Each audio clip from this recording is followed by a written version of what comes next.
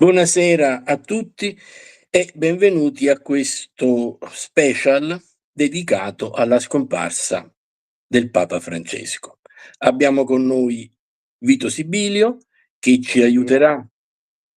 aiuterà a comprendere cosa ha rappresentato il magistero di Papa Francesco e poi cercheremo, nei limiti del possibile, di ascoltare anche altri soci di Officina Mediterranea, perché vorremmo che questa fosse una trasmissione corale, che questo fosse un nostro ricordo corale. Allora io direi di andare con la sigla su questa bella foto del nostro Papa. Direi di andare con la sigla e poi partiamo con la trasmissione vera e propria. In regia ci sarà.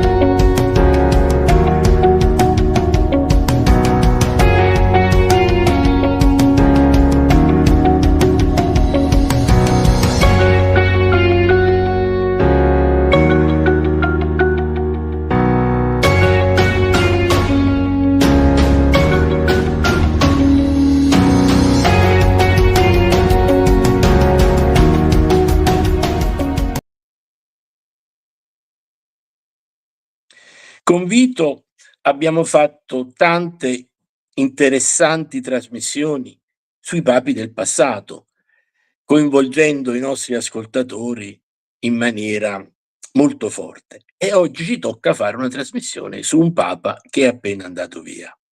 Vito, la prima cosa che ti chiedo, se è possibile dare in maniera sintetica una definizione del magistero di Papa Francesco. Una definizione sintetica del magistero di Papa Francesco potrebbe essere molto difficile da dare, a meno che non volessimo cadere nella tentazione di usare degli slogan. E questo perché il magistero di un Papa è, come tutti sanno e come tu sai in particolare, è il frutto innanzitutto della sua formazione personale. E la formazione personale di Bergoglio è stata una formazione, sebbene non accademica, abbastanza composita. Perché per capire Papa Francesco bisogna tenere presente 4 coordinate intellettuali. La prima è la cosiddetta teologia del pueblo, cioè la corrente ortodossa della teologia della liberazione, che è stata l'unica grande teologia nata in America Latina. E questa teologia del pueblo è appunto la corrente ortodossa della teologia della liberazione e prevede che il pastore d'anime ascolti le istanze del popolo e ne, in un certo qual modo, stimoli le inclinazioni spirituali. E questo è una cosa che Papa Francesco, chiunque l'ha seguito con attenzione lo sa, ha fatto sempre. D'altra parte bisogna anche dire che il pueblo di Papa Francesco non era più il pueblo dell'Argentina, ma era il pueblo di tutto il mondo.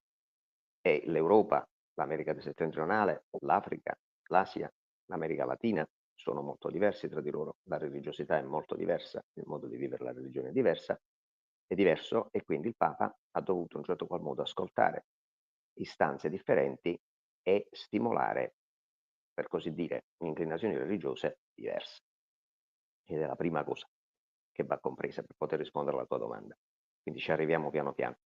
La seconda riguarda la sua formazione nella Compagnia di Gesù. No, la Compagnia di Gesù si sa che ha la grande tradizione ignasiana, però quando Bergoglio ci entra dentro, siamo negli anni 60, che lui è del 1936, la Compagnia di Gesù entra in una crisi molto profonda, che è una crisi che essa vive tuttora, per cui pur rimanendo un ordine importante, colto, impegnato, non è più la falange compatta che era stata nei secoli precedenti, per tante ragioni, che non è qui il caso di indagare, anche perché altrimenti potrei essere frainteso su alcune cose che dovrei dire.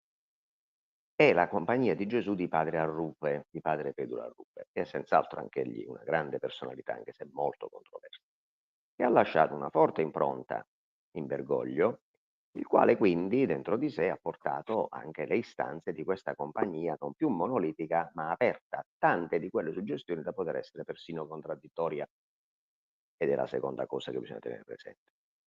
La terza cosa che va tenuta presente riguarda la formazione accademica, peraltro mai terminata. Papa Francesco non era laureato, appunto di Jorge Mario Bergoglio, il quale abbandonò l'Argentina per andare in Germania a fare una tesi di dottorato su un importante pensatore del Novecento, che è Romano Guardini, italiano, come dice il nome, ma vissuto sempre in Germania, che aveva elaborato una teoria, quella dell'opposizione polare, per la quale lo sviluppo storico e anche dottrinale avviene attraverso una serie di contrasti.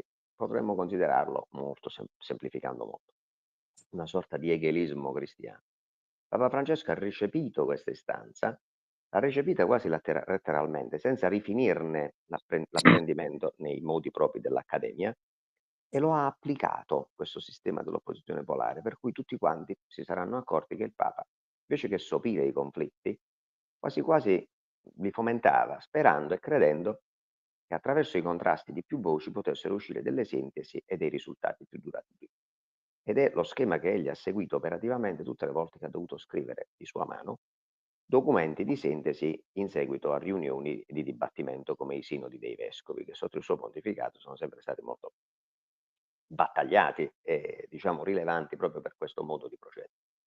L'ultimo elemento che bisogna tenere presente per comprendere la sua produzione magisteriale è la forte influenza del neomodernismo dell'Europa centrale sui suoi elettori, cioè su coloro che lo hanno portato al pontificato. Si badi, è una corrente che non è la sua, ma è una corrente che, avendo influenzato l'ambiente che l'ha portata avanti, lui non ha potuto ignorare, non ha potuto riprovare e ha dovuto in un certo qual modo, tra virgolette, scendere a patti anche con quelle istanze. Se a questi 4 fattori di carattere culturale uniamo altri 2 fattori di carattere storico e ambientale, e adesso li vado a dire, abbiamo la possibilità forse di rispondere alla tua domanda. Papa Francesco è un argentino. L'unico vero grande politico della storia dell'Argentina è stato Juan Domingo Perón. E Juan Domingo Perón è famoso perché la sua politica, e appunto il cosiddetto peronismo, spregiativamente considerata a volte una politica populista, era in realtà una politica di profonda sintonia con la massa, qualunque orientamento essa prendesse, o anche se ne avesse più di uno. Per cui Perón, ironicamente, si diceva che metteva la freccia a sinistra e poi andava a destra. Papa Francesco è stato molto peronista, ma non perché fosse lui personalmente un peronista, politicamente intendo, ma perché un po' la mentalità della politica dell'argentino, l'antropologia addirittura dell'uomo dell'Argentina, è corrispondente in larga parte con questo approccio pragmatico fino appunto all'ambiguità, che viene dall'esempio, dal paradigma di Perón. L'altro elemento ambientale che pure bisogna tenere in conto è legato al fatto che egli è succeduto da Benedetto XVI in una situazione molto irregolare, no? Nel senso di insolita, in quanto il Papa precedente aveva abdicato in un contesto di grande confusione, sottoposto a una forte pressione interna ed esterna alla Chiesa, e nel momento in cui aveva abdicato, si pensava che dovesse morire, in realtà è sopravvissuto per 10 anni, per cui Francesco è subentrato ad un Papa in un momento di crisi sistemica, interna ed esterna alla Chiesa, e ha convissuto con lui, che esprimeva una linea che per forza di cose lui almeno in parte avrebbe dovuto, diciamo così, superare, perché appunto ne esprimeva un'alternativa. Solo che di solito queste espressioni di alternative nella storia dei papi avvengono quando il papa di turno è morto, quindi l'alternativa viene dopo di lui. Invece in questo caso, unico in assoluto, la lunga convivenza ha fatto sì che il papa abdicatario vedesse quello che di solito nessuno vede, vede quello che succede da morto. E il papa regnante si è dovuto adattare a una sopravvivenza di un passato che di solito appunto nessuno ha come suo contemporaneo, perché appunto è passato definitivamente. Spero di essere stato chiaro in questo. Quindi, che magistero è quello di Bergoglio? Il magistero di Bergoglio è senz'altro un magistero attento ai problemi pratici, perché lui è soprattutto un pastore d'anime. È un magistero senz'altro pastoralista, come si dice oggi, per alcuni è una parola buona, per altri è una parola cattiva. Mette al centro le istanze della cura d'anime e in generale dei problemi della gente, lasciando un gradino al di sotto la soluzione dei problemi di carattere teoretico. Però all'interno di questo approccio, che è un approccio unitario, appunto quello del pastoralismo, le problematiche trattate, le tematiche affrontate, le soluzioni prospettate, quando sono state prospettate, non sono state lasciate, diciamo, allo sviluppo degli eventi, sono state molto differenti tra di loro. Per cui per alcuni Papa Bergoglio è il Papa dei poveri, per altri è il Papa dell'ambiente, per altri è il Papa della pace, per altri è il Papa dell'innovazione, è il Papa della gente, per altri ancora invece è il Papa che non ha fatto tutte le riforme, quindi un Papa conservatore. Addirittura per altri può essere considerato un Papa dispotico, un Papa che non ha saputo accettare l'eredità del passato recente, come appunto, tanto per dire, la messa in latino. So, ci sono tanti Bergogli che ognuno può immaginare a propria immagine e somiglianza o anche per idiosincrasia nei suoi confronti, che però non corrispondono a quello vero, perché egli è un po' tutte queste cose, perché in 12 anni di papato si è confrontato con uno spirito duttile sino alla, diciamo così, camaleontismo, va? Lo dico in senso non dispregiativo, ma semplicemente enunciativo, con tematiche talmente differenti da richiedere di quelle che noi potremmo definire delle politique d'abord molto diverse. Quindi una definizione unitaria del Magisterio di Bergoglio credo che sia difficile poterla dare, a meno che non si voglia adoperare un sistema di slogan. Di sicuro il leitmotiv della sua produzione magisteriale è l'attenzione pastorale ai bisogni più disparati che gli si sono prospettati davanti. Punto. Non aggiungo altro. Benissimo, benissimo, benissimo. Senti, anche per cominciare a rispondere a qualche domanda dei nostri ascoltatori, adesso io ti chiedo l'eredità di Bergoglio all'interno della Chiesa. L'eredità di Bergoglio, ci vuole innanzitutto qualcuno che faccia un po' il bilancio di questi 12 anni vissuti pericolosamente. Allora, Bergoglio è stato sempre in Argentina un progressista moderato. Quando in quel paese vennero introdotte le unioni civili degli omosessuali, egli, che come primate puntualmente ogni anno faceva il bilancio dell'azione politica del governo dalla cattedrale di Buenos Aires, quasi come un uomo del Medioevo, tuonò severamente contro queste innovazioni. Diventato Papa, lui non ha mai dato l'approvazione a questo tipo di operazioni, questo deve essere detto con molta chiarezza. Però ha detto, peraltro con molta saggezza, che laddove il fenomeno esiste è chiaro che gli Stati, tutto sommato, hanno anche il dovere, prima ancora che il diritto, di regolamentarli. Quindi ha modificato un pochino la sua posizione in relazione alla situazione globale e non a quella particolare del singolo Stato, come poteva essere l'Argentina. Però, attenzione, il progressista moderato che vive in Bergoglio e che però storicamente si è trovato circondato da una sinistra riformatrice globale al potere ovunque, anche nella Chiesa e montante, spesso è stato un po' tirato per la talare dalla parte appunto del riformismo un pochettino più spinto, che lui, si badi, non ha mai abbracciato completamente, ma al quale ha dovuto lasciare un certo spazio. Per cui l'eredità di Bergoglio è condizionata da questa situazione, perché più che lasciare delle enunciazioni chiare, di principio, su tante questioni della modernità, questioni sulle quali è difficile che la Chiesa possa transigere, perché modificherebbe la sua natura profonda, egli ha fornito delle indicazioni pratiche, a volte di appeasement, a volte di convivenza pacifica, altre volte invece di netta chiusura, per cui ha costituito un lascito testamentario, per usare la tua espressione, che è molto complesso e il nuovo Papa potrebbe benissimo scegliere di prenderne una parte e di tralasciarne un'altra. Così come lui, che è stato creato cardinale da Papa Wojtyła, ha preso dalla grande eredità di Giovanni Paolo II, che era molto più compatta, perché Wojtyła aveva una formazione intellettuale più consapevole, più accademica, più classica, ha scelto da quell'eredità il fortissimo impegno sociale. Ha scelto da quell'eredità un'attenzione particolare ai temi etici legati più che alla questione della sessualità alla difesa della vita. E così anche il Papa di dopo potrebbe scegliere, se volesse, una maggiore attenzione al tema dei poveri e un po' meno a quello del, diciamo, riformismo teologico. Oppure, a parti inverse, proprio questo riformismo con meno presenzialismo parapolitico. Il lascito apparirà in tutta la sua complessità, con la prospettiva del dopo, soltanto quando il nuovo Papa farà le sue scelte e ci permetterà di vedere quelle cose del predecessore che ha lasciato in cono d'ombra. e poi ognuno potrà valutare in coscienza se riterrà il nuovo pontefice uguale, migliore o peggiore del predecessore, in base sempre però a una prospettiva molto personale di valori e di sensibilità. Senti, prima di passare ad altri quesiti, vorrei farti una domanda che in qualche maniera è parallela a quella che ti ho fatto ora. Cosa rimane di Papa Bergoglio nel mondo laico? Allora, questa è una domanda interessante perché, vabbè, il mondo laico è un'espressione che non perché io ti voglia correggere, ma per rendere bene il senso della risposta, è un'espressione che non significa molto. Pure io e te siamo laici, non siamo sacerdoti. Però il mondo laico, inteso come mondo non cristiano, ha tante sfaccettature al suo interno. Penso che ti ricorderai che fino a una dozzina di anni fa, cioè appunto fino ancora che arrivasse Bergoglio, c'erano i cosiddetti teocon, i teoconservatori, specialmente nell'ambiente anglosassone, che volevano l'alleanza con la Chiesa e con le Chiese per un progetto di restaurazione morale della società. Io ricordo ancora l'accoglienza trionfale di Benedetto XVI in Inghilterra con la regina Elisabetta, visita di Stato, oppure alla Casa Bianca c'era George W. Bush al suo secondo mandato.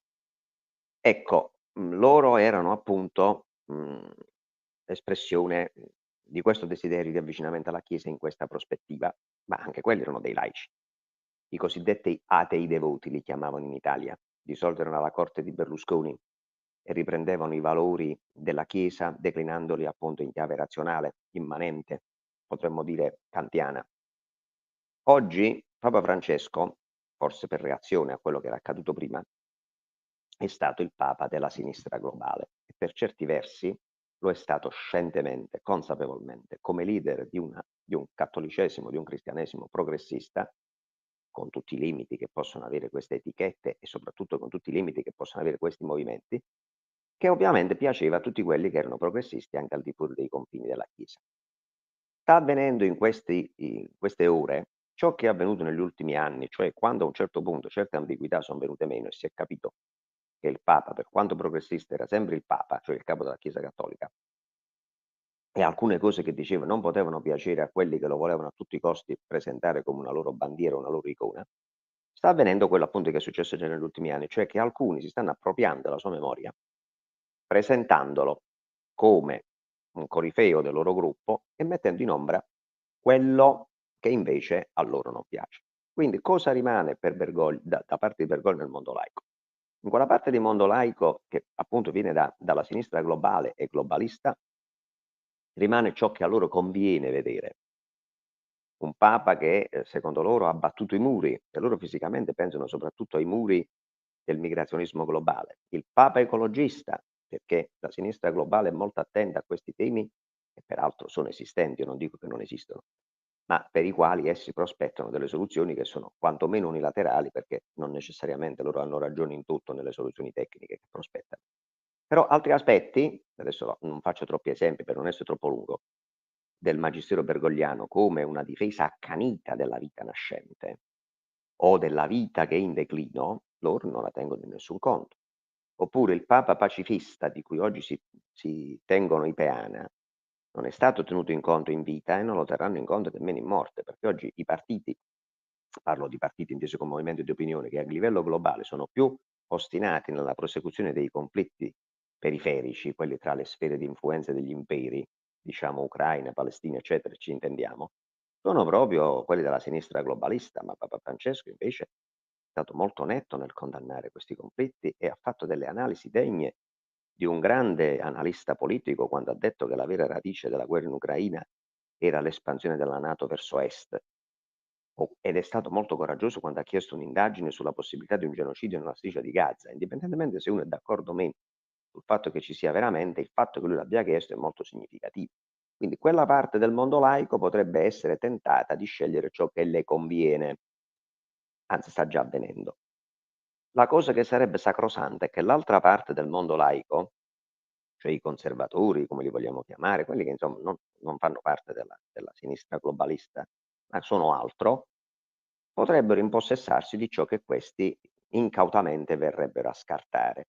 perché in questo modo il lascito del pontefice, che ripeto è molto ampio, molto complesso, a volte non privo di contraddizioni, non rimarrebbe, non sarebbe parzialmente inutilizzato, ma rientrerebbe in circolo, sia pure in modi diversi, a vantaggio di tutti, perché il pontificato è stato lungo, le suggestioni sono state parecchie e la personalità è stata molto forte e incisiva.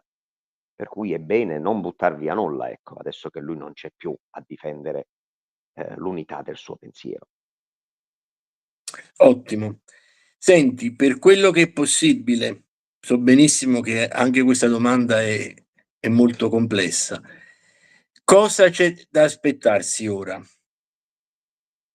Me mica sono un profeta io, Ecco, non sono perciò mica un veggente, dovevi chiedere a qualche veggente di Medjugorje. cosa c'è da Io in aspettarsi questi giorni sto facendo alla luce delle cose più scontate, insomma. È chiaro che non è facile rispondere. io sto facendo per il giornale su cui lavoro una sintesi dei profili biografici dei 22 cardinali papabili, che sono peraltro, diciamo, ampiamente già analizzati da un bel sito che è collegeofcardinalsreport.net, sito americano che tutti possono visitare. Ci sono le biografie di tutti i cardinali viventi e in risalto quella dei 22 cardinali papabili.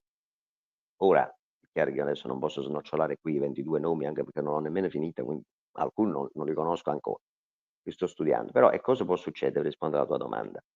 La cosa più normale che di solito succede alla morte di un papa è che si sceglie un successore che non gli somigli eccessivamente, non una frattura, perché di solito nella storia della Chiesa le fratture sono molto rare, ma nemmeno una continuità da specchio, speculare nel senso etimologico della parola. È probabile che ci sia una sorta di connubio cavouriano. Io so che a te Cavour non è molto simpatico, ma devo citare per forza.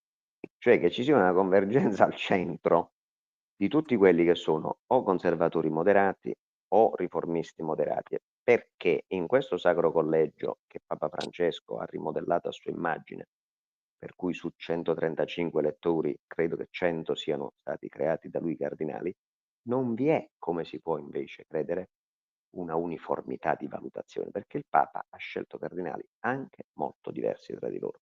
Per esempio, noi abbiamo il cardinale arcivescovo di Utrecht, il cardinale Eijk, poi il cardinale vescovo di Uppsala, il cardinale Arborelius, che sono due cardinali, diciamo, più vicini a un modello ratzingeriano che a quello che potrebbe essere nell'immaginario collettivo il modello bergogliano. Sebbene li abbia scelti Bergoglio, quindi devono essere bergogliani per forza, perché altrimenti non avrebbe potuto crearli cardinali. Invece se tu vai, tanto per dire, a Marsiglia, l'arcivescovo di Marsiglia o ancora di più l'arcivescovo di Città del Capo, un po' meno l'arcivescovo di Kinshasa in Africa, trovi dei prelati molto più progressisti. Allora, in questo variopinto collegio, la possibilità che un estremista venga a trionfare è difficile. Non certo i capi storici dell'opposizione a Bergoglio, tipo Müller o Burke, però io penso che un papa equidistante dagli eccessi, dagli estremi, che sia quindi fedele alla memoria del predecessore, evitando a un certo modo di ripeterne alcuni, tra virgolette, errori, va? Sia la soluzione più praticabile. Molto dipenderà anche dagli atteggiamenti dei cardinali della curia, dagli atteggiamenti dei cardinali diplomatici. Tieni presente che il decano del Sacro Collegio, Giambattista Re, che ha 91 anni, avrà il tempo in questi giorni di tessere delle alleanze e soprattutto quindi dall'opzione di fondo che si farà da parte di questi gruppi, perché se si rompe l'alleanza che ci fu nel 2013 tra i riformisti, la cosiddetta mafia di San Gallo, e i diplomatici che sbarrarono la strada al cardinale Scola, se si rompe quell'alleanza, le possibilità che si realizzi quello che io ho detto, cioè l'ascesa di un papa riformista moderato, più moderato di Bergoglio, sono a mio parere molto alte. E io credo che alla fine avverrà così, però è una Vabbè, mia valutazione da esterno, da uno che legge, non è che io sto in Vaticano, non è che parlo con i cardinali, eccetera, eccetera. È la mia idea, pure qualche nome in testa, però non te lo dico perché se poi sgarro non mi invitate più e non posso più parlare. Questo mai. Senti, tra le domande che ci sono state fatte, ne ho Ne ho segnate viste 2. parecchie, però insomma. Parecchie sì, quali sono le riforme più ci chiede Massimo Amadeo, quali sono le riforme più significative introdotte da Papa Francesco? Allora, Papa Francesco, allora dobbiamo capire, non so, il nostro ascoltatore a cosa pensava quando parlava di riforme. Allora, dico quello che intendo io per riforma. La riforma è un dispositivo un normativo preciso che stabilisce di fare una cosa in un modo diverso da come è stata fatta adesso. E Papa Francesco è stato un grande sgobone, è stato un uomo di governo, un hombre de cabinet, come dicono loro Come no, come no. ispanofoni, cose che non era state né Ratzinger, da cui ci si aspettava delle riforme strutturali che non ha fatto, perché lui era più un accademico che un uomo di governo, e nemmeno Papa Wojtyła, perché Papa Wojtyła era un grande evangelizzatore, un globetrotter sull'aereo, eccetera. Papa Francesco ha lavorato molto e duramente, in molti casi già evidentemente bene, in altri casi non lo so, non sta a me giudicare, il tempo lo dimostrerà, ma ha lavorato tanto sulla curia, sul vicariato, sull'amministrazione della Città del Vaticano, sulla gestione delle finanze, persino in cose secondarie apparentemente, ma pure importanti dal loro punto di vista, come l'organizzazione del conclave, il funerale del Papa.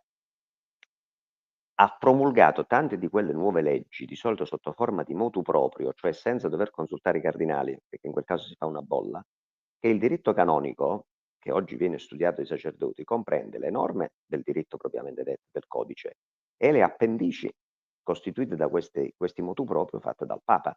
Per cui non è da escludere che il prossimo Papa possa sentire il bisogno di sistemare questa situazione e inserire nel codice queste revisioni. E di questo ne parlavamo un po' con un sacerdote amico canonista.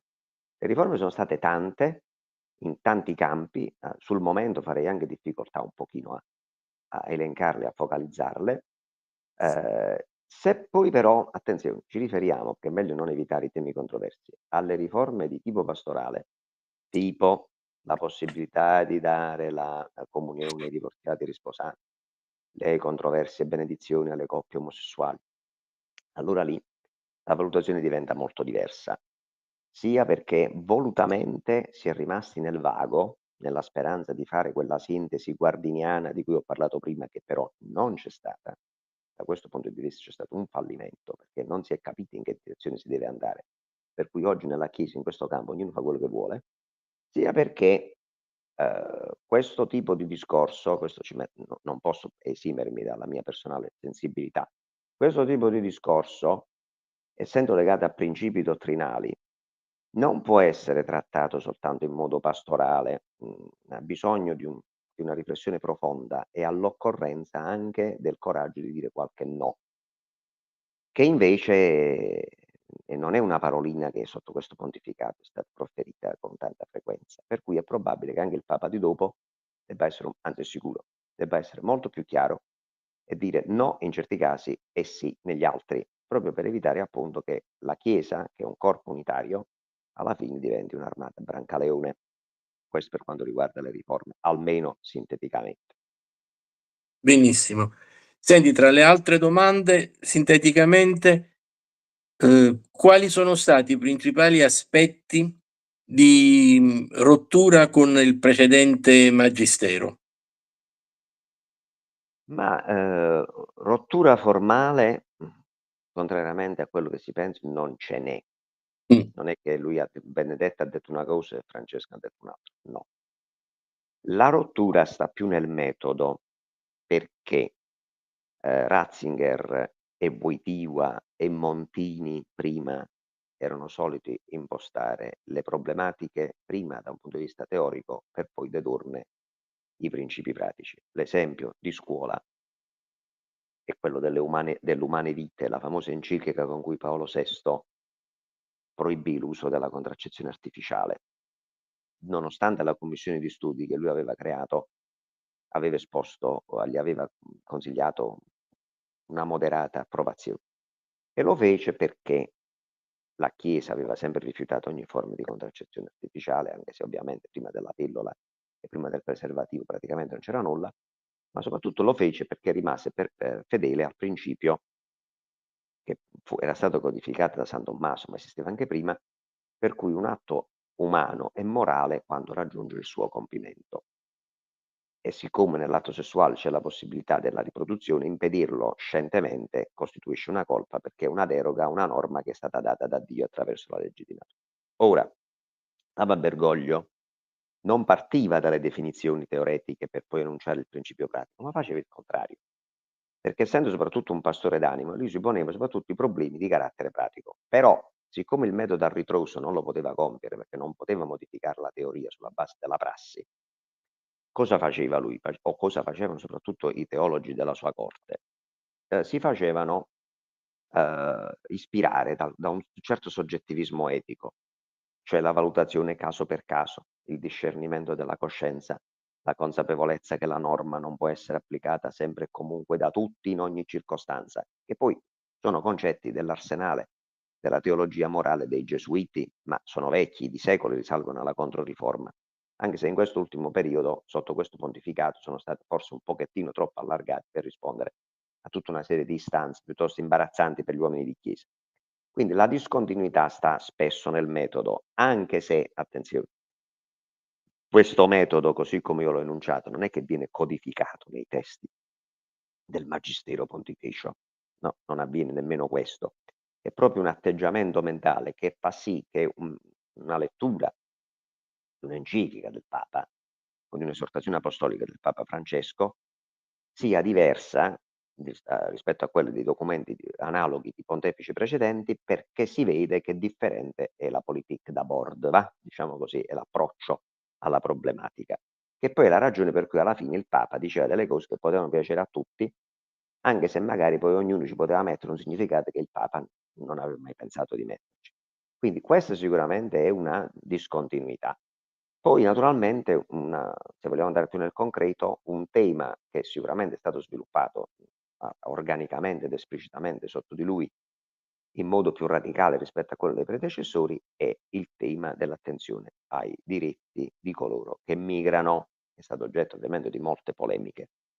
Anche il tema ecologico è entrato in questo pontificato, però non è stato il primo Papa a parlare di ecologia, il primo è stato Paolo VI, ha continuato Papa Wojtyła, anche Papa Benedetto, il catechismo è stato scritto da Ratzinger, anche se è firmato da Wojtyła, ci sono delle pagine che riguardano questo tema, il compendio della dottrina sociale della Chiesa. Lo stesso Bergoglio ha ripreso questi temi nella sua enciclica, la Laudato Si, che poi ha repubblicato, e forse, questo lo dico insomma, più come studioso che come altro, è stato un po' condizionato dalle formulazioni più estreme dell'ambientalismo, ma è stato condizionato perché l'ambientalismo estremo è qualcosa che noi abbiamo vissuto in questi anni.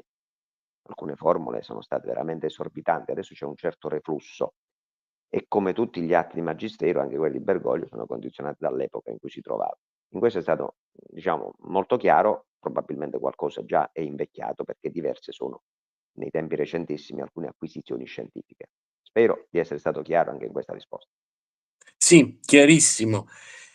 In questa mezz'ora abbondante, Vito, ti abbiamo veramente, devo dire la verità, tartassato. Ti abbiamo messo Povero sotto me, pressione con domande povero me. volutamente impegnative, ma il compito che ci eravamo prefissi era quello di rendere semplice il complicato. Adesso chiudo con una domanda molto semplice e poi vediamo di cominciare con i collegamenti con i nostri soci, perché ho detto questa trasmissione deve essere una trasmissione corale, deve essere Ho l'omaggio espresso di anch'io tutta questo auspicio perché è una personalità molto importante che se n'è andata, non è che io o un altro al posto mio può, insomma, dire una parola sì, risolutiva su una persona così.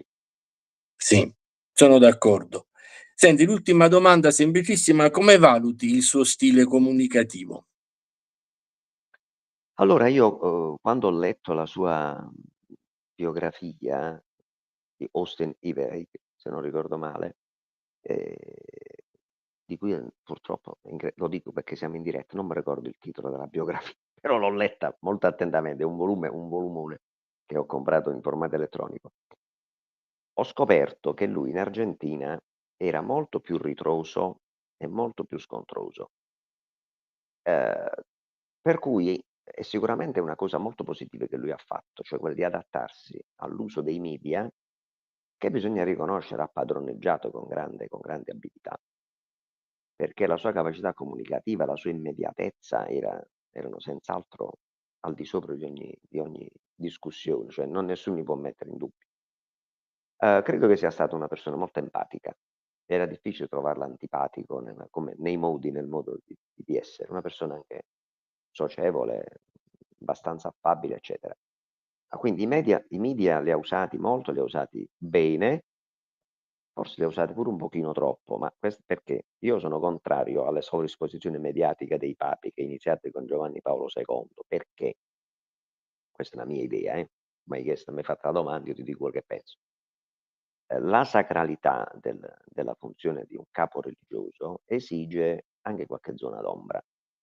Invece stare sempre sotto il riflettore finisce per causare una sovrapproduzione di messaggi che non hanno tutti lo stesso valore e che finiscono per entrare in una specie di tritacarne mediatico o, se vogliamo, in un calderone religioso all'interno dei quali perdono la loro specificità. Ora io non dico che si deve fare come il giovane papa, the young pope di Sorrentino che usciva di sera e non si faceva vedere, quella è chiaramente una provocazione. Però ecco, forse un poco più di distanza del papa dal mezzo di comunicazione, più un contatto direttamente tra il pontefice e il suo popolo, secondo me, come stile comunicativo, anche per marcare un po' la differenza dal mondo della connessione permanente, non sarebbe sbagliato. Però al netto di questo, che è una riflessione in genere, non su Bergoglio in quanto tale, come comunicatore veramente è stato notevole. Tra l'altro è stato il Papa che ha scritto più libri in assoluto, anche perché essendo i suoi libri intervista, erano più facili da fare da quelli dei predecessori, e questo gli ha permesso di poter dire la sua sui più svariati argomenti, calandosi in contesti anche molto diversi, tanto quanto erano diversi tra loro i suoi interlocutori. Per esempio, io ho letto con grande interesse il suo libro su Papa Benedetto, che è stato pubblicato prima in spagnolo, El Sucesor. Poi è stato tradotto in italiano, penso di essere stato uno dei primi a comprarlo. La versione che lui dà dei suoi rapporti con Ratzinger è molto diversa da quella che è stata data da Monsignor Ganswein ed è un documento storico molto interessante. Come è molto interessante il libro Ritorniamo a sognare, in cui lui, che è stato duramente contestato per le concessioni ai divorziati risposati, ha messo per iscritto che non ha mai inteso nella sua vita mettere in discussione l'indissolubilità del matrimonio sacramentale. Questi sono testi importanti che un domani, quando uno dovesse scrivere la biografia di Papa Francesco, troverebbe dalla sua stessa voce delle notizie relative al suo mondo interiore e alle intenzioni che lo hanno mosso. E sono testi importanti tanto quanto quelli del Magistero, perché se il Magistero vincola in coscienza, i libri aiutano a capire qual era la mente di chi voleva vincolare in coscienza. Quindi onore al merito del grande defunto, ha saputo comunicare molto bene, molto ma molto ma molto bene, e sarà, per chi viene dopo, anche un pochettino difficile stargli dietro. Bene, benissimo. Io mi rivolgo a Donato e penso che Donato sia già pronto, abbia già preparato il necessario per collegarci con il primo nostro interlocutore. Sì. Buonasera. Buonasera a tutti. Buona Buonasera. Sei? Io sono Roberta da Calvello, in provincia di Potenza. Posto bellissimo Calvello. Sì, un piccolo paese molto Conosco. carino. E io ho avuto, diciamo, l'opportunità e la gioia di avere la benedizione di Papa Francesco all'inizio del suo pontificato. Essendo disabile, ci fu data questa occasione e ancora oggi piango solo a pensarci. Veramente è stato un momento di grande umiltà, questo, questa persona così dolce che mi ha accarezzato, mi ha dato la mano, mi ha abbracciato, ecco, e poi posto la mano sul capo. È stato come un momento di rinascita, ecco, come se mi avesse visto in un altro modo. Non solo a me, anche a tutti gli ammalati che erano vicino a me, a tutti una parola dolce, un sorriso, un abbraccio e anche ai loro cari. Quindi una persona così importante che dedicava il tempo, che non è semplice dedicare il tempo, l'ascolto. Noi gli abbiamo parlato, gli abbiamo detto le nostre piccole difficoltà, io e mia sorella, gli altri che erano presenti, e lui ascoltava con gioia e diceva: "Non vi preoccupate, sarete nelle mie preghiere". Ma proprio quella fratellanza, ecco, quella fratellanza che ancora oggi, come ho sentito anzi ieri, questo lutto mi ha preso completamente e allora ho scritto dei versi. Sì, posso leggerli? Sì, Francesco, il papa degli ultimi. Ultimo respiro, esali all'alba del lunedì dell'angelo. Strappi la coltre celeste, la Chiesa che non ti ha amato, come gli anziani di un tempo che l'han ripudiato. Profondo dolore invade il cuore delle umane genti. Uno stato di vertigine travolge l'anno giubilare. Smarrito il gregge che dopo il poverello in te ha riscoperto l'umanità nella novella. Accoglie l'angelo le tue spoglie che si adornano di petali selvatici, nati nel giardino degli ultimi felici che ti hanno curato. Nel numero 88, simbolo dell'infinito, sento la tua mano che mi benedi il capo. benissimo, Francesco, grazie, Molto grazie. bello. grazie a voi, grazie per la puntata e Senti, la partecipazione. ma stai scherzando? Grazie a te per anche per la commozione che hai saputo trasmettere. Grazie Senti, mille.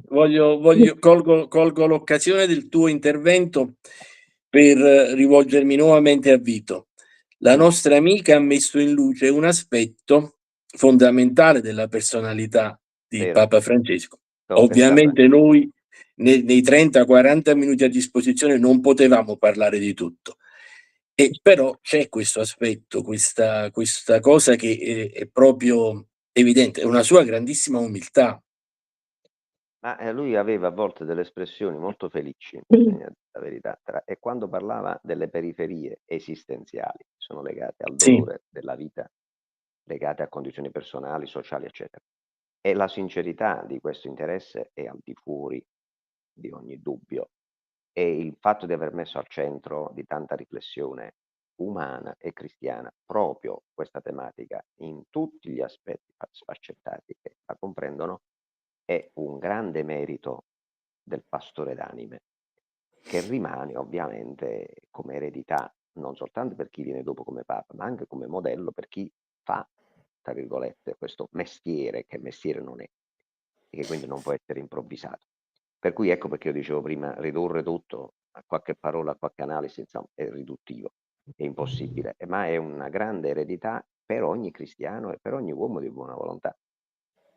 sì, sì. Ma difatti non ti nascondo Vito che, io volevo chiamare questo special il Papa delle periferie, Mm. riferendomi sia alle periferie fisiche sia alle periferie morali. Poi ho optato per un titolo più semplice che arrivasse proprio, in maniera immediata, il Papa di tutti. Però era una cosa che mi era passata per la testa. Adesso sentiamo un altro intervento, abbiamo Angela Caputo dal Friuli, da da Pordenone. Sì, sono la referente per il Friuli Venezia Giulia di Officina Mediterranea.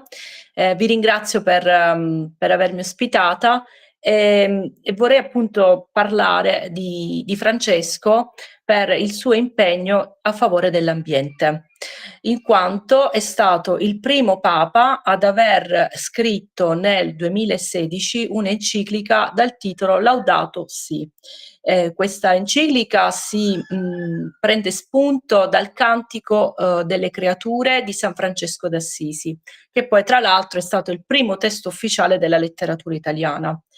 Ed è importante perché Papa Francesco non solo ha preso del poverello di Assisi il nome, ma si è anche ispirato all'opera proprio per scrivere questa enciclica. Eravamo nei primi anni del 2010-2015. In quegli anni era avvenuto tutto il dibattito riguardo ai cambiamenti climatici ed era partito questa problematica proprio dagli Stati Uniti d'America, perché si parlava appunto di queste grandi aziende di idrocarburi che appunto inquinavano per produrre sempre di più, e quindi sappiamo la problematica delle risorse, che in natura i combustibili fossili, come sappiamo, non sono infiniti, e quindi si rischia non solo di andare a esaurire le risorse naturali presenti, che appunto occorre molto più tempo per la loro produzione, per riprodursi, ma nello stesso tempo il dibattito prevedeva anche un utilizzo alternativo delle energie ecosostenibili. In quel caso parliamo dell'energia solare, dell'energia eolica e quindi anche della biomassa. Un discorso che gli Stati Uniti non andava assolutamente bene, tant'è che anche al Congresso molti si erano opposti. Uno di questi famosi oppositori è stato proprio Donald Trump, che oggi piange Papa Francesco. Lungi da me dal fare appunto questa polemica. Però è chiaro che si cercava di conservare tutti gli interessi dei grandi produttori di petrolio. A quel punto intervengono nel dibattito tante persone VIP, diciamo dei personaggi che proprio ci mettono la faccia. Uno di questi è un attore che si chiama Leonardo DiCaprio, famoso per il Titanic, e quindi si utilizza la sua figura per cercare di, come dire, far sì che l'opinione pubblica capisca il problema. Il problema viene colto nel segno grazie a un personaggio popolare, ma non solo. DiCaprio ha anche in quel momento l'intuizione di coinvolgere anche il Papa. Il Papa in quel momento scrive nel 2016 proprio questa enciclica, incontra DiCaprio e fanno uno scambio di libri. L'enciclica del Papa con un catalogo di arte che gli regala DiCaprio, che è proprio il catalogo del Paradiso perduto di Hieronymus Bosch, dove appunto si racconta la storia dell'universo, della Terra, dalle origini fino ai giorni nostri, partendo da una terra dove appunto c'è Adamo ed Eva, quindi un Eden che pian piano a causa dell'inquinamento si è perso, a causa appunto di questi cambiamenti climatici che vengono appunto descritti e specificati dagli scienziati. A quel punto la Chiesa interviene e dice che effettivamente fede e scienza vanno d'accordo. Quindi ci si aspettava forse un Papa che fosse contrario a quello che dicessero gli scienziati, invece in quel caso, grazie all'enciclica, il Papa si mette proprio in moto e addirittura durante un Angelus dice che alla conferenza sul clima del 2017 bisogna risolvere il problema, e da lì abbiamo i cosiddetti punti dell'Agenda 2030 che si cerca appunto di operare per il meglio e far sì che appunto i cambiamenti climatici vengano diciamo così controllati grazie poi a delle diciamo a delle soluzioni che sono l'uso appunto di un'energia rispetto a un'altra, e quindi se oggi abbiamo questa consapevolezza di utilizzare per esempio l'energia solare con tutti i pannelli fotovoltaici che man mano negli anni si sono costruiti, è proprio grazie a tutto il lavoro che è stato svolto in quegli anni. Quindi il Papa su questo è stato diciamo molto rivoluzionario. Benissimo, grazie Angela. E hai portato un altro piccolo tassello al discorso che abbiamo fatto prima. E Grazie allora io ti ringrazio, ciao. Grazie a tutti, ciao. Prossimo contributo. Io? Sì. Ciao.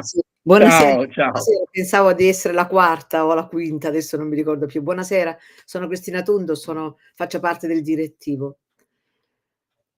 La morte di Papa Francesco mi ha lasciato un vuoto nel cuore, perché, amavo soprattutto di Papa Francesco la sua umiltà e la sua coerenza, perché poi ha dimostrato di essere umile e semplice fino alla fine, fino a 2 giorni prima che è andato a visitare i carcerati.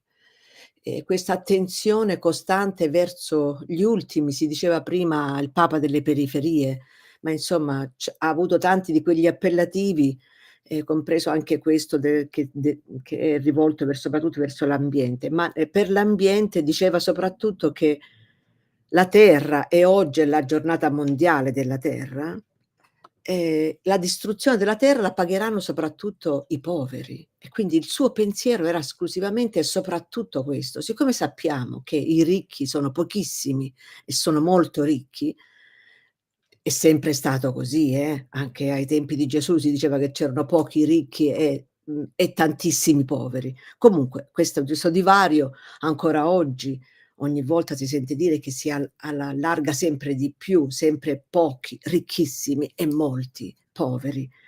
E Papa Francesco ha dato, questa attenzione esclusivamente e soprattutto a loro. Poi anche ad altro, come si diceva prima, l'attenzione alla vita, l'attenzione alle coppie, a quelli che erano gli esclusi. Anche i divorziati venivano considerati come esclusi e lui li ha voluti accogliere. Poi, come si diceva, se lui non ha mai detto, io sono favorevole a che una persona abbia due mogli o 2 mariti, o sono favorevole al divorzio, sono qui, sono là, ma insomma lui conservava le sue idee, ma manifestava soprattutto la sua misericordia, l'accoglienza agli esclusi. E questa è la cosa che mi è piaciuta di più, e volevo soltanto, contribuire al suo ricordo, dicendo soltanto questo. E poi ce ne sono tante altre cose da dire, ci sarà molto, anche il professore è stato molto bravo, ha detto tante cose delle quali molto mi riconosco, ma il mio contributo è soltanto questo. Non lo so chi verrà subito dopo. Certamente c'è sempre stata questa alternanza, un papa molto disponibile e poi dopo c'è un papa che è soprattutto una persona che bada all'eticità della sua missione. Però, come si diceva prima, cosa ci vuole? Ci vuole qualcuno che prenda l'esempio di Papa Francesco, almeno in alcuni punti, e li sviluppi. Poi è chiaro, ognuno ha la personalità che si ritrova. Io ho un po' di paura sinceramente, perché sono stata molto bene con Papa Francesco e con le sue idee. Aspetto con ansia. Grazie di tutto, arrivederci. Grazie a te. Vito, vuoi commentare qualcosa a proposito di questi interventi?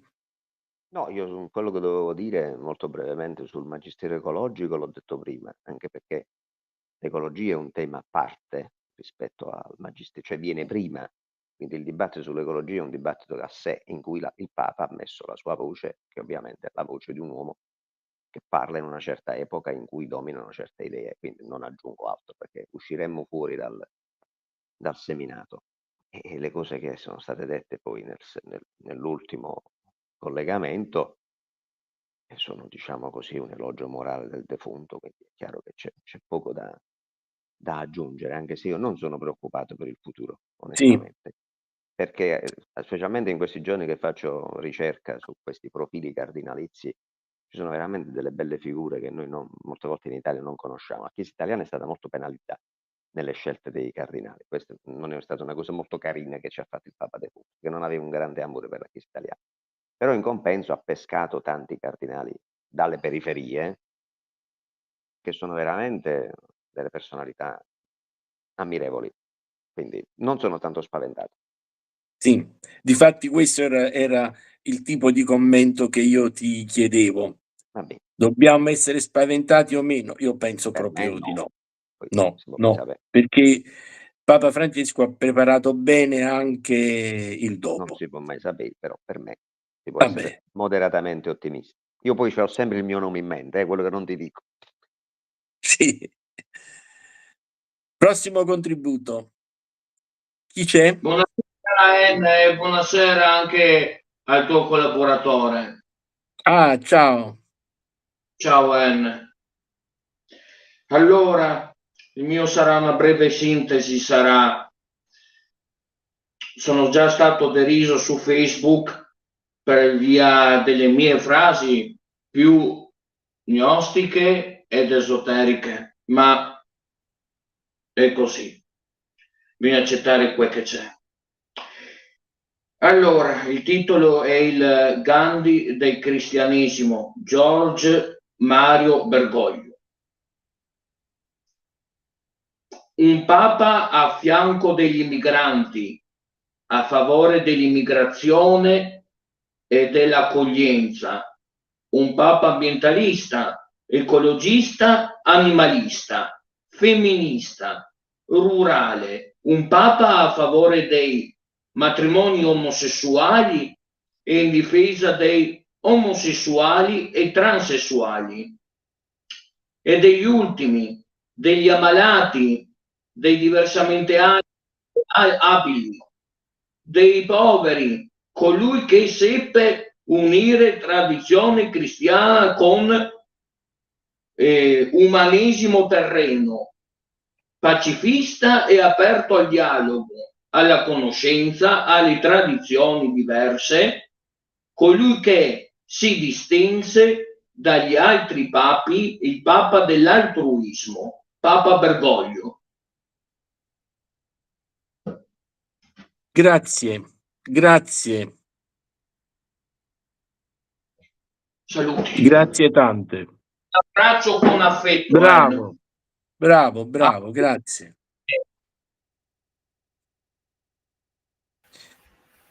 Abbiamo ora... Eccomi. Ah, ecco, si vedeva solo i capelli.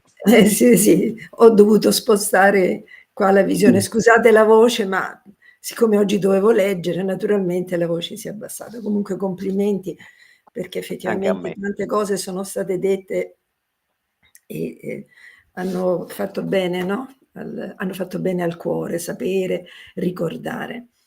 Volevo intervenire sulla speranza, no, del nuovo Papa, ma io credo, come credente, che poi alla fine ci sia sempre lo Spirito Santo e quindi forse ci darà il Papa di cui abbiamo bisogno, cioè questa è la mia fede e questa è la fonte della mia serenità, perché altrimenti se facciamo i discorsi di chi non ha fede ci perdiamo.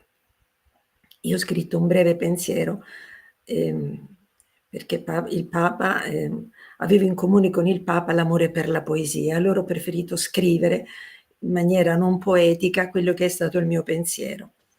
Scusami, prima di leggere, ci vuoi dire il tuo nome e da dove e da dove ti sei collegata? Mi chiamo Maria Rita Bozzetti e parlo da Galatina in provincia di Lecce. Ah, benissimo. 2 pugliesi su 3 collegati, 2 pugliesi dopo. Io sono di Foggia, Sant'Evero di Foggia. Ah, di Foggia. E quindi siamo in maggioranza in questo momento. Allora, ci ha lasciato la sua voce, ma non il suo pensiero di affetto per gli ultimi.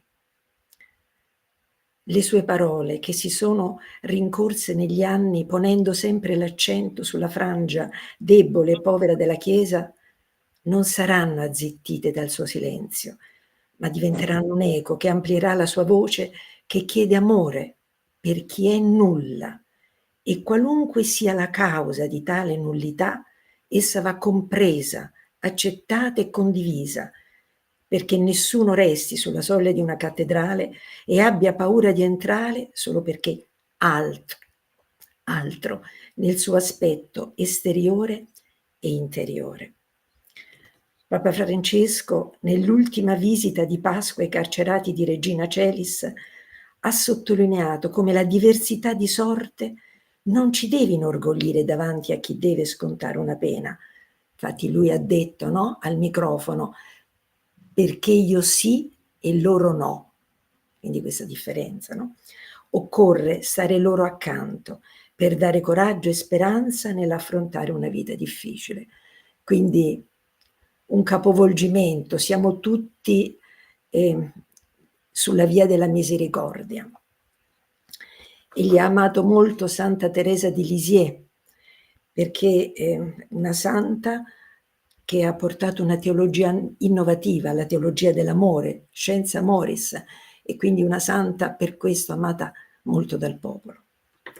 E poi vorrei ricordare l'amore di Papa Bergoglio per la poesia, l'ultimo suo libro, no? Viva la poesia, che è stato scritto insieme ad Antonio Spadaro, quasi a volere dare valore a quella parte di noi che si potrebbe nutrire di arte, non solo di dati numerici, di economia, di regole di mercato, di connessioni. La poesia, come arte semplice che abbatte i muri tra gli esseri, che non conosce una particolare nazionalità, ma è universale nel linguaggio del cuore.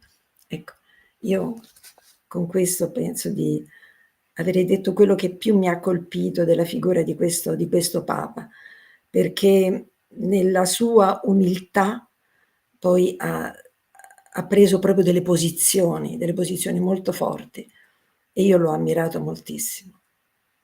Grazie, grazie per il tuo contributo. Grazie a voi A dell'ascolto. presto, ciao. Ciao, arrivederci e grazie. Ciao. Allora, la voce?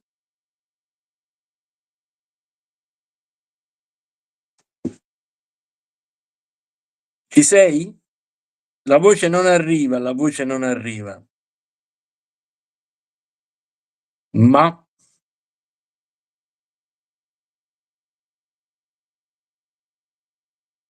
qualcosa non va con la voce. Il microfono o è spento o è scollegato.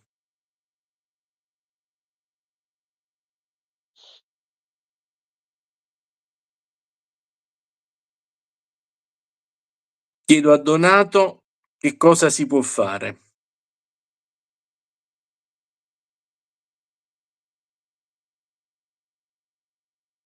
Io, Donato, se c'è un altro contributo andrei al contributo successivo e vediamo di risolvere nel frattempo questo problema.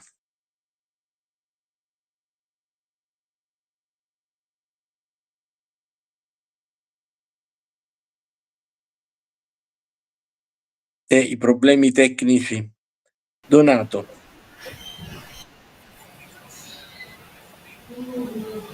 Ciao a tutti, allora buonasera a tutti, bellissima puntata e niente, abbiamo Rita Collodoro, la nostra Rita che non riesce a connettersi, però era l'ultimo intervento in programma, non ne abbiamo altri per stasera, per cui Sì, non so perché Rita non riesce a... Rita, se nel frattempo vuoi provare non... a ricollegarti, sì, prova a ricollegarti, magari uscire e rientrare perché molte volte... O magari... boh, prova ad uscire e rientrare. sì, mentre Rita fa l'operazione, noi possiamo cominciare anche un commento finale, Vito. Un commento finale, più che altro su quello che abbiamo sentito. Sì, sui contributi che hanno aperto qualche altro fronte, Ma ma io sono tante. vorrei ribadire quello che ho detto prima, e questo lo può confermare chiunque ha la pazienza di leggersi i documenti ufficiali del Papa. Cioè, sono tanti, ma insomma, in linea di principio si può anche fare. Papa Francesco è stato un innovatore della pastorale, a volte anche con una pastorale di ambiguità, perché lasciando tante cose al giudizio del singolo, inevitabilmente ha aperto strade che possono portare in posti differenti, ma non ha toccato niente della dottrina. Non è il Papa Eccomi. del divorzio o dell'omosessualità o di cose di questo genere, perché queste sono cose che non stanno nella Bibbia. E poi voglio dire anche un'altra cosa, a costo di sembrare politicamente scorretto, perché mi sembra giusto. Tanti nel mondo e nella Chiesa non hanno condiviso l'enfasi da lui messa nel suo magistero della migrazione, sulle migrazioni, sull'accoglienza e non sulle regole della migrazione. Questo non significa sminuire l'attenzione a chi viene, significa colorare di realismo un'istanza morale che, se non viene coniugata a delle circostanze concrete, poi diventa un'utopia irrealizzabile o, peggio ancora, la causa di odi interetnici. Cioè, in poche parole, tutti dobbiamo ricordarci, ma questo lo sapeva pure il Papa, che la Chiesa ha il dovere di ricordare l'accoglienza perché è un ramo della carità, ma sono i singoli stati che devono valutare in coscienza e in scienza quanta è la capacità recettiva. E siccome purtroppo anche le migrazioni sono un business, purtroppo è successo anche che le parole del Papa sono state strumentalizzate da gente che, a differenza sua, non aveva a cuore gli stranieri, ma solo i soldi che potevano arrivare per poterli accogliere. Questo bisogna dirlo perché è vero, altrimenti corriamo il rischio di consegnare anche la memoria del personaggio alla lotta politica che spesso l'ha accompagnato, e questo lo sappiamo, usciamo pure dal coro del conformismo, è successo pure questo. La Chiesa di oggi è una Chiesa molto divisa, non certo per questo, per altre motivazioni. E lui è riuscito paradossalmente ancora a tenerla in piedi perché era diviso pure da prima. Speriamo che chi viene dopo la sappia cementare ancora di più. Questo è l'unico commento che mi sento di fare ulteriormente alle cose che sono state dette. Sì. L'ultimo contributo. Enrico, posso entrare? Sì. Come no? Ok, allora sono Rita Collodoro, vivo a Da? Firenze. Da Firenze. Vivo a Firenze, ma sono siciliana della provincia di Caltanissetta e faccio parte del direttivo e sono anche referente della Toscana. Ecco, io voglio intervenire per esprimere un semplicissimo appunto concetto, però molto interessante del Papa. E cioè lui si sostiene che in tre linguaggi è precisamente la mente, il cuore e il fare. La mente, secondo lui, è uno strumento che non basta, è una conoscenza incompleta. Senza il cuore, va bene, non c'è nessuna conoscenza umana. Per conoscere dobbiamo appunto adoperare questi tre, diciamo, punti e precisamente, appunto lo dicevo prima, mente, cuore e fare. Il Papa fa questa affermazione in occasione di una visita all'Unicop di Firenze, perché a proposito della fondazione Il Cuore si scioglie. È una fondazione che è stata creata dall'Unicop di Firenze nel 2010 per spingere le persone a fare qualcosa per le altre, cioè per favorire, citando un'espressione biblica, la formazione del cuore di carne al posto del cuore di pietra. È una semplice affermazione, ma penso appunto che sia anche molto profonda. Questo è il mio contributo. Grazie. Sì, è un contributo che ci aiuta a comprendere ancora meglio la personalità di Papa Francesco. Vito. E vale proprio la pena di chiosare quello che ha detto la signora, perché in effetti nella Bibbia l'uomo conosce non con il cervello ma con il cuore, e quindi il problema lì diciamo, è risolto alla radice, perché l'uomo intende col cuore e capisce col cuore. Per gli ebrei l'organo della comprensione era il cuore, quindi in effetti questa frase che io non conoscevo del Papa, dico la verità, è molto molto indovinata da questo punto di vista. Bene. Grazie a te allora. Grazie a tutti, buonasera. Ci hai fatto chiudere in bellezza.